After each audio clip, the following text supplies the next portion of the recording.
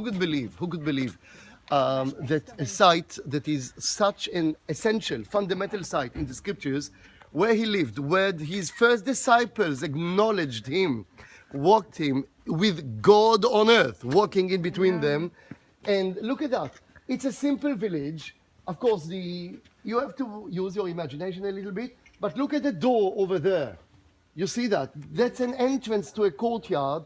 Left-hand side, an entrance to the room. You see that? And another room over here.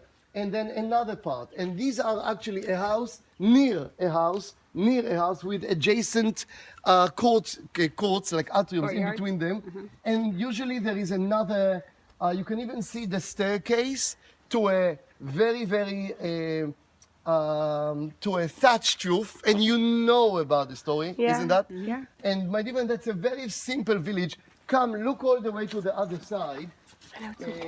Disregard for a second the big structure on the left-hand side and the modern one. That is the synagogue. We'll go there in a moment. But come, look at this. This is so remarkable.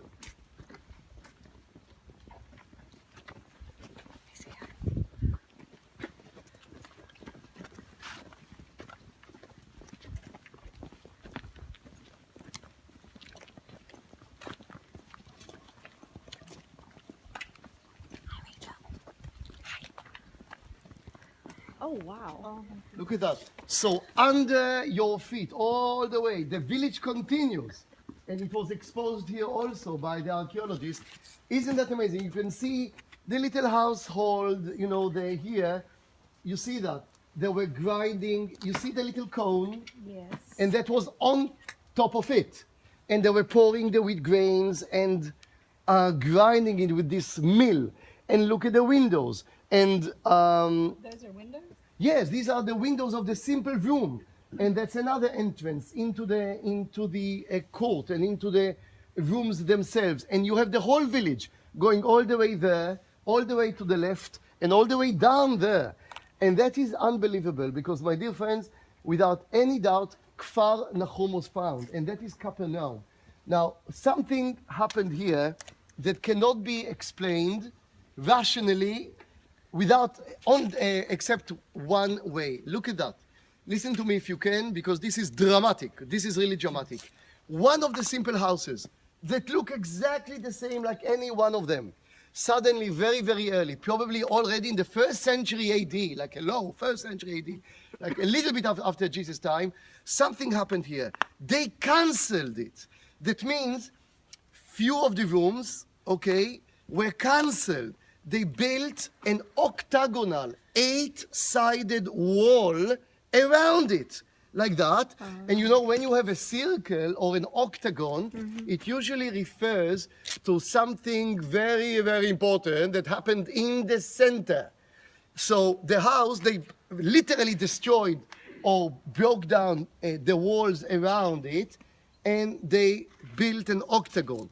And later on, 100 years later, a bigger octagon was built around it, and then a bigger one, like pulsating circles of importance, like something insanely important happened in the center. Now that is unbelievable, because one of the simple houses, we know that was the house of the mother of Peter. And we know that he lived there. And that's from the early 1st century. Without any single doubt, my dear friends, they were showing this over there. I will take you in a second. Because the church, later church, Franciscan, is floating like a boat in humble respect this time. The Franciscan managed to make not like a monstrous, huge cathedral, but it's actually floating in a humble way above the center of importance over there. And where, my dear friend, like seriously, stop for a second. There are so many sites where you say, maybe he was over there, maybe the miracle happened here. My friends, you are surrounded with physical miracles, because over there, that is where physically he stepped, he walked in, he lived. And look at that. These simple houses, one of them, you can almost see the crowds around the house where they opened the thatched roof and they brought in the sick in order to be healed. Over there, a few hundred feet from us, the border was over there, because you remember the tax collector, because they were changing money, because over there was a border in between Caesarea Philippi, of the land of Philippi, and the land of Antipas. So it all fits. And I just want to tell you that the name Nahum, the name of the prophet is Nahum, but it also means, it's not only comfort or this, it's much more deeper in Hebrew.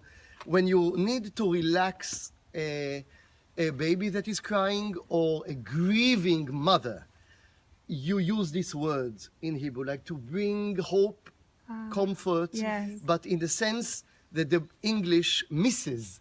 It's deep. It's when your heart is aching, you seek nechama. Okay, you seek comfort like that. And the name again, the village of Nechama, the village of Nahum, that is the name, because Nechama is the aching, painful humanity needed Yes. this Comfort. not even miracle. Again, who could, if you are by different, it was not a man walking here. It was a full man, but a full God. Come so on. Yes. around you, this seriously ended history, reopened it for a chance, Yes. and for him to come again. So my dear friend, let's go for a second, just for over there, and we can